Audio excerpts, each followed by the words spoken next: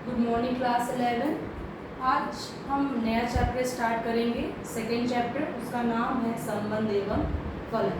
इसके पहले हमने पढ़ा था सेट थ्योरी, समुच्चय। संबंध इंग्लिश में रिलेशन। संबंध नाम से ही लग रहा है कोई चीज़ किससे किस प्रकार संबंधित है। दैनिक जीवन में भी हम बहुत सारे संबंधों से अवगत होते हैं, जैसे पिता पुत्र का रिश्ता, माता पिता का रिश्ता, भाई बहन का रिश्ता, पति पत्नी का रिश्ता, ऐसे बहुत सारे अन्य रिश्ते। वैसे ही गणित में भी संबंध स्थापित किया जाता है। किस प्रकार? जैसे हम कहते हैं कि यदि संख्या 2 छोटी है संख्या 3 से, तो ये जो सिंबल है, प्रतीक जो है, ये 2 और 3 के बीच क्या दिखा रहा है? संबंध। ये रेखा इससे किस प्रकार संबंधित है?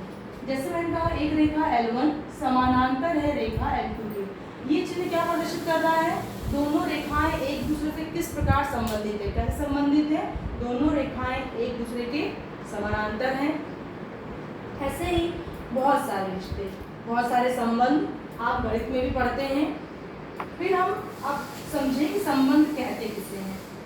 ठीक है, गणित में संबंध हम किस प्रकार पढ़ेंगे। तो संबंध जानने से पहले हम जानेंगे कार्तीय गुणन। कार्तीय गुणन क्या होता है?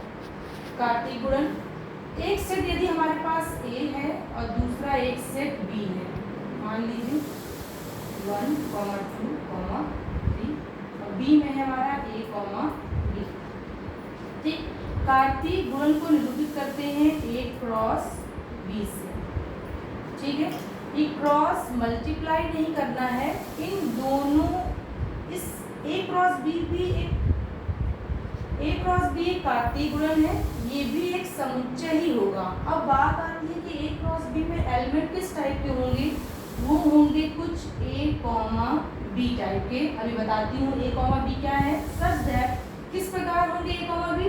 पहला एलिमेंट पहले वाले समुच्चय से और दूसरा वाला एलिमेंट दूसरे समुच्चय से। यदि यहाँ पर B क्रॉस A होता तो पहला एलिमेंट हम किससे लेते? सेट B से, और दूसरा एलिमेंट लेते हम सेट A से। लेकिन यहाँ पे A cross B, such that यहाँ पे हम कंडीशन लिखेंगे A बिलोंग टू A और B बिलोंग टू B, यानी कि पहला एलिमेंट पहले सेट से बिलोंग करे और दूसरा एलिमेंट दूसरे सेट से। कार्तीय गुणन। अब बात आती है A, B को। A, B को हम क्या कहते हैं? A, B को हम कहते हैं क्रमित युग्म। नाम से ही लग रहा है, क्रमित मतलब क्रम, युग्म मतलब जोड़ा, यानी कि ऐसे युग्म जो क्रम से आए। जैसे हमने कहा था A क्रॉस B लिखा है, तो पहला एलिमेंट A का ही होना चाहिए और दूसरा एलिमेंट B का ही होना चाहिए, तो ये क्या कहलाता है? क्रमित युग्म। तो यानी कि कार्टेशियन कार्तीय गुणन में एलिमेंट किस टाइप के होंगे? A, B प्रकार के। ठीक, अब जैसे मैंने 2 एग्जाम्पल लिए थे, इससे यदि हम A क्रॉस B तैयार करें, A क्रॉस B, ठीक, इस पर हम क्या करेंगे? पहला एलिमेंट A का आना चाहिए, तो हम 1 को लेंगे, इनसे इनकी पेयरिंग कराएंगे। क्या हो जाएगा? 1, A और 1, B। इसके अतिरिक्त कुछ बनेगा क्या 1 का? नहीं, 1 ने A से पेयर किया और 2 से, सेकेंड एलिमेंट से। आप देख सकते हैं कि पहला एलिमेंट A से बिलोंग कर रहा है और दूसरा एलिमेंट सेट B से। ठीक, अब 2 को लेंगे, इससे पेयरिंग कराएंगे इसकी, 2, A और 2, B। ऐसे 3 को लेंगे, 3, A, 3, B। तो ये क्या है? आपका एक सेट है। कार्तीय गुणन भी एक सेट ही होता है और उसमें एलिमेंट किस प्रकार के होते हैं? क्रमित युग्म टाइप के। ठीक है, अब आगे हम चलेंगे, इसके बारे में और चीजें जानेंगे। अर्थात यदि कार्तीय गुणन को हम परिभाषित करना चाहें तो किस प्रकार से? यदि P और Q क्या है? 2 अरिक्त समुच्चय हैं। अरिक्त कहने का मतलब है नॉन एम्प्टी। नॉन एम्प्टी मतलब वो खाली नहीं है, चाहे एक ही एलिमेंट क्यों ना हो, उसके अंदर एलिमेंट है, वो रिक्त नहीं है। यदि P और Q 2 अरिक्त समुच्चय हैं, तो एक समुच्चय ऐसा जिसमें एलिमेंट किस प्रकार के हों? ऑर्डर्ड पेयर टाइप के हों, क्रमित युग्म प्रकार के हों, और किस प्रकार हों कि प्रथम अवयव किससे आए? पहले सेट से। प्रथम अवयव प्रथम सेट से हो और जो दूसरा अवयव है वो किससे हो, द्वितीय सेट से हो। तो इस प्रकार के समुच्चय को हम क्या कहते हैं, कार्तीय गुणन। यानी कि यदि P क्रॉस Q कार्तीय गुणन कहलाएगा तो इसमें एलिमेंट किस टाइप के होंगे, P, Q such that P कहाँ बिलोंग करेगा, पहले सेट में जो कि P है आपका, और Q कहाँ बिलोंग करेगा, सेकेंड सेट में जो कि आपका Q है। ठीक है, हमने बताया था आपको समुच्चय को हम कैपिटल लेटर से निरूपित करते हैं और उनके अवयवों को स्मॉल लेटर से। तो ये क्या हुई आपकी कार्तीय गुणन की परिभाषा, आपकी किताब में भी दे रखा है, आप उसमें भी अच्छे से पढ़ के समझ लेंगे। अब हम एक उदाहरण से कार्तीय गुणन तैयार करेंगे। हमने देखा एक सेट ए है जिसमें एलिमेंट है m, n, एक सेट है बी उसमें एलिमेंट है p, q, r। हमने कहा इसका कार्तीय गुणन आप लिखिए। तो आप कार्तीय गुणन कैसे लिखेंगे, हमेशा याद रखिए, ए के एक एलिमेंट को उठाइए, उसकी सबसे पेयरिंग कराइए। लिखने का ही आसान तरीका, हमने m को लिया, m, p हो जाएगा, m, q और m, r। क्या लिख रहे हैं इससे आप, पहला एलिमेंट a का ही है, बाकी सब एलिमेंट किसके हैं, b के हैं। यही तो कार्तीय गुणन होता है। फिर हम n को लेंगे, क्या होगा, n, p, n, q और n, r। ये क्या हो गया आपका कार्तीय गुणन। अब बात ये आती है कि सवाल कभी कभी आता है, सवाल पे चलते हैं हम, लेकिन ए क्रॉस बी क्या है, मैंने बताया ए क्रॉस बी भी एक समुच्चय ही होगा, लेकिन उसमें एलिमेंट किस टाइप के होंगे, ऑर्डर्ड पेयर टाइप के होंगे। अब चूंकि ये समुच्चय है तो इसमें भी कुछ अवयव होंगे, अवयवों की संख्या होगी।